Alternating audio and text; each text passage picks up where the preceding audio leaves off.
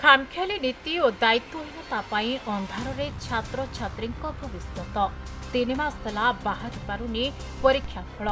मयूरभंज जिला तकतपुर स्थित एमपीसी स्वयं शासित महाविद्यालय परीक्षा नियंत्रण विभाग बेपरुआ मनोभाव 3 मासरू अधिक समय धरी बाहरी पारुनी शेष सेमिस्टर परीक्षा फल। नमस्कार, मो ना शुभलक्ष्मी बारिक। मु एजुकेशन डिपार्टमेंट स्टूडेंट 2023 रु 2025 होउचे आम बैच।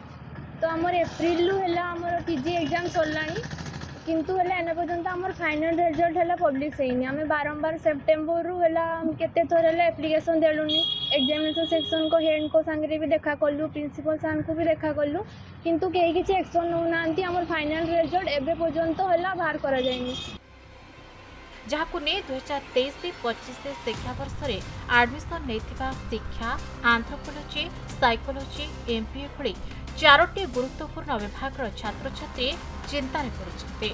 चलित एप्रिल मासरे परीक्षा अनुष्ठित होता बेले वर्तमान अक्टोबर मास सरीबा को बसिलानी, हेले आज सुधा कौन परीक्षा फल प्रकाशित होना, जहाँ दुख और परिताप विषय।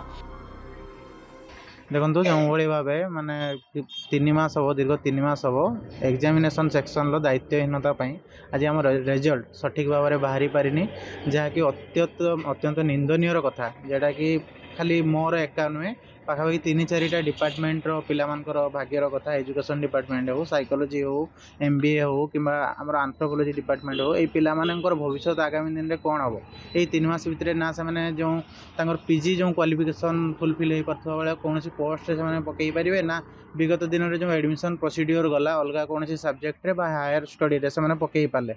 तो यह माने अत्यंत दुखर कथा जे एग्जामिनेशन सेक्शन रो गोटे दायित्वहीनता बा से जो साइट रो गोटे दायित्वहीनता आज सब आम मैंने तार रिजल्ट पाई पारुनु। यह को लेकिन आम 4-5 थर एप्लिकेशन देलुनी, प्रिंसिपाल को भेटलुनी कि ए बाबद आपण आमको कौन उपाय देखांतु। तेबे एने बारंबार विभाग और अध्यक्ष को जणाइथिले सुधा कौनसी पदक्षेप ननेबा अभियोग आज महाविद्यालय मुख्य फाटक सम्मुख में आमरण अनशन धारणा बसुंट 4 विभाग छात्र छात्री।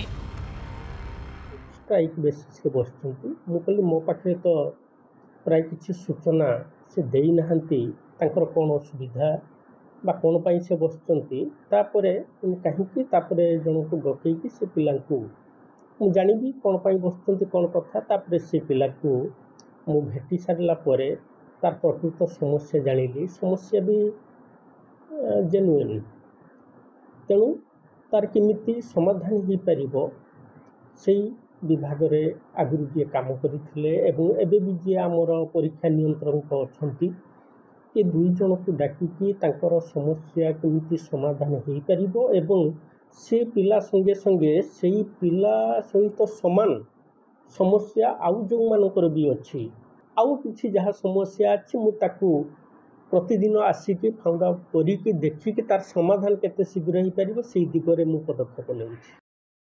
मयूरभंजरू प्रदीप्त होता रिपोर्ट, खबर ओडिशा।